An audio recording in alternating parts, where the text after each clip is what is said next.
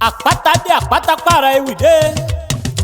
bóde kíákíá bí eji alẹ́ kólókó ó mọ̀ lè roko bóde kùtùkùtù bí eji òwúrọ̀ kólódò ó mọ̀ lè rodò bóde pápápá bí eji ìyálẹ̀ta ìdí abáni wípé òní lọ́jọ́ ìbí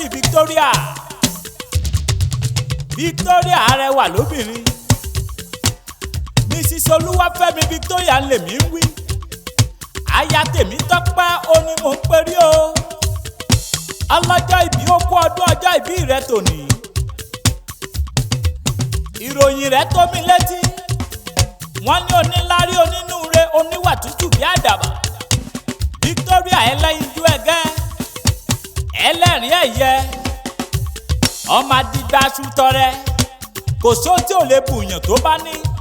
tó bá ṣèlérí náírà kan kò lè dín tọrọ tẹ́ ẹ bá ríra ọmọ OMUO Èkìtì olólùfẹ́ rẹ ọkọ rẹ ló ní kí n wá máa kí ọ Olúwafẹ́mi Temitope ó ní kí n kí ọ délé bàbá tó bí ọlọ́mọ ṣé o rántí pé Èkìtì ni ọ ọmọ OMUO Èkìtì ọmọ IKORO Èkìtì ńlẹ́ o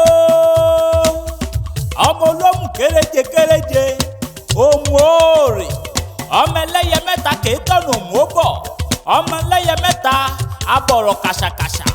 ọkọ̀ iná ọkọ̀ òòlù ọkọ̀ kòókò òṣùpá àtanilára yárayára ọmọ aṣòwò gùdùlà ọmọ òye ọ̀rà ọmọ bàtàbàtà bùgbà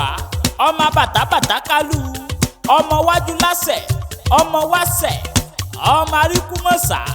ọmọ aríjàmọ́jẹun ẹnu ọmọ alájà mọ́dànà ọmọ agúnyẹ́fẹ́wúrẹ́ jẹ ọmọ oníṣòro gùrò bẹ ọmọ agbésùnlélá kòtò ṣọ̀nìyàn méjì ọ̀kan lọ́bẹ̀ ọ̀kan níkòkò ọmọ dídá sútọ́rẹ́ tó gbóhùn ẹnu mi ọmọ ọwọ́ ọmọ ẹkùn ọmọ ẹlẹ́ni àtẹ ìkà ọmọ ẹlẹ́ni ẹ̀wẹ̀lẹ̀ ọmọ balógun dòdò dáwà ọmọ lẹ́yìnkùlẹ̀ àdéwúre ọmọ àwúre bá aṣẹ banú ọmọ pépé òjàmọ́ káyà wá nǹkan mi túnṣe ọmọ òrìṣòkè jẹ́mílà kí mi ṣe bí olúlé bẹ́ẹ̀ gẹ́gẹ́ ni wọ́n koríkì bàbá tó bí ọlọ́mọ tó bá jẹ́ ti Kóró Èkìtì nílé ìyá rẹ̀ ìwọ lọmọ ẹ̀sọ́ ọbẹ̀ sọ ìkóró múdà páríko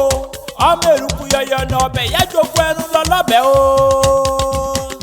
ìwọ lọmọ ìrèké arángán dùn bí ọ̀gàn iyọ̀ ìrèké arángán dùn bí òyìn mọ́mọ́ ó sọdún èyí wàá ṣèmí sí ọdọọdún báyìí là rórógbó ọdọọdún là ráùsà ọdọọdún là ó máa rí ọlágbára lọ́wọ́ ọlọ́run ọba tó mọ yẹn pàǹdà níwájú àbínú ẹni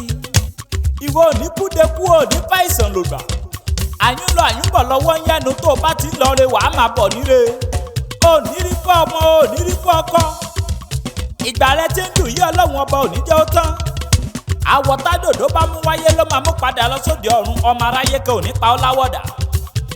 happy birthday to you olóríire Apataewi lèmi ń jẹ́ tẹ́ ẹ bá lẹ́ni tó fẹ́ kàn sí mi ẹni kí wọ́n pè mí sórí nọ́mbà sáìdì tọ̀dọ̀ tèmi 08169602775 mo gbéra pa ó di ibi tá a forí mi sọlẹ̀ sí o níbi ojúmọ́ tí mọ́dé gbogbo ilẹ̀ kílẹ̀.